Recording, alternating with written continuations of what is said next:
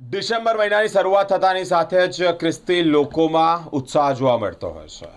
ભગવાન ઈસુના જન્મદિવસની ઉજવણી ભવ્યાતીત ભવ્ય રીતે અલગ અલગ ચર્ચમાં કરવામાં આવતી હોય છે। ડિસેમ્બર મહિનાની શરૂઆત થઈ ગઈ છે। 31 એટલે કે 25 ડિસેમ્બરથી લઈ 31 સુધી આ તહેવારો ભવ્યાતીત ભવ્ય રીતે ઉજવતા હોય છે। વડોદરા શહેરની અનેક ચર્ચોમાં સજાવટ પણ થઈ ગઈ છે। સાથે જ ભગવાન ઈસુને આવકારવા માટે તમામ ખ્રિસ્તીઓમાં એક ઉજાસ પણ જોવા મળી રહ્યો છે। વડોદરા શહેરના ફતેગંજ વિસ્તારોમાં આવેલા લાલ ચર્ચ ખાતે ક્રિસમસની રોનક જોવા મળી છે। ઈસુ ખ્રિસ્તીના જન્મોત્સવની ભવ્યાતીત ભવ્ય રીતે ચર્ચ મેનેજમેન્ટ દ્વારા સજાવટ કરવામાં આવી છે। દર વર્ષે ક્રિસમસના પર્વે કેરોલ સિંગિંગ, મિડનાઇટ માસ, જન્મગૃહની પ્રસ્તુતિ મુખ્ય આકર્ષણ રહે છે। ચર્ચના ફાધર દ્વારા વધુ માહિતી આપવામાં આવી છે।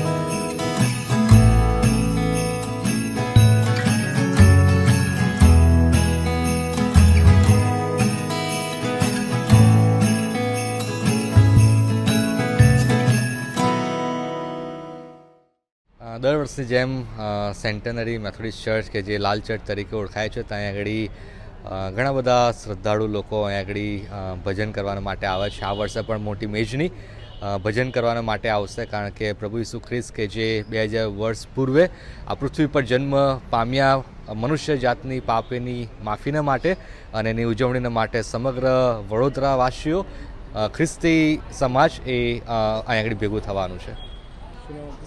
રેવરન્ડ ઇવાન્સ ક્રિશ્ચિયન। સારું, અમે ઈશ્વર પિતાનો પુષ્કળ આભાર માનીએ છીએ આ મંડળીને માટે, આ મંદિરને માટે।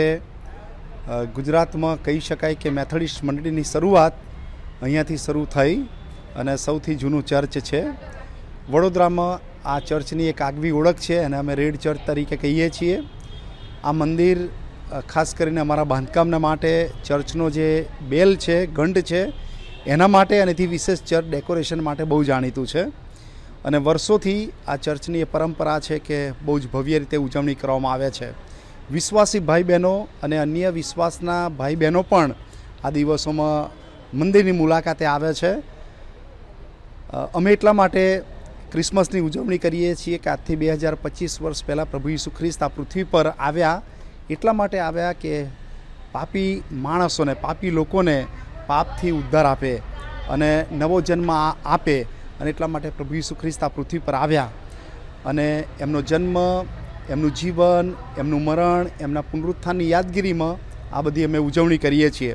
અને પ્રભુ ઈસુ ખ્રિસ્તે અમને કહ્યું છે કે હું બીજી વાર આ પૃથ્વી પર આવીશ અને એની ઉજવણીના ભાગરૂપે પણ અમે નાતાલની ઉજવણી કરીએ છીએ કે ઈસુ આ પૃથ્વી પર આવી રહ્યા છીએ।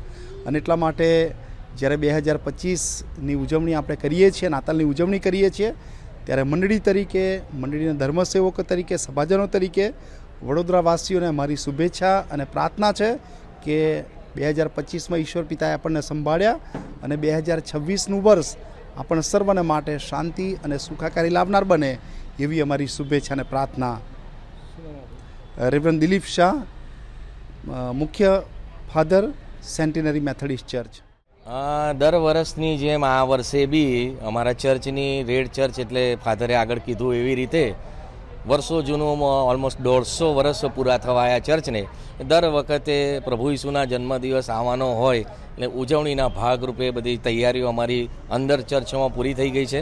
બહારની તૈયારીઓ થોડા દિવસમાં એ બી પૂરી થઈ જશે અને હું મંડળીના સભાજન તરીકે વર્ષો જૂના અમારા ફાધર બી અહીં હતા અને મારા દાદા બી અહીં હતા, એટલું જ જૂનું અમે લોકો સભાજન છે। અને આ બધું જે અમારી સભાજનો છે એમાં અમારી બધી સિસ્ટમ હોય છે, એ સિસ્ટમ અનુસાર અહીંયા શણગારવામાં આવે છે। સમાજ સેવા સમિતિ છે એમનું, એ બધું એનું કામ કરે છે અને દરેક સમિતિઓ અમારે અલગ અલગ કામ કરે છે અને પ્રભુ ઈસુનો જન્મદિવસ કેવી રીતે હર્ષોલ્લાસ કરતાં પ્રભુ ઈસુનો જન્મ જે મૂળ માનવ જાત માટે થયો, પ્રેમ, શાંતિ અને એનો સંદેશો અમે દરેક લોકોને આપવા માટે આખા વડોદરાને, ગુજરાતને, ભારતને અને આપણા દેશમાં આ સંદેશા સાથે સુખાકારી, શાંતિ આવે એવી હંમેશા અમારી ચર્ચમાં પ્રાર્થના હોય છે।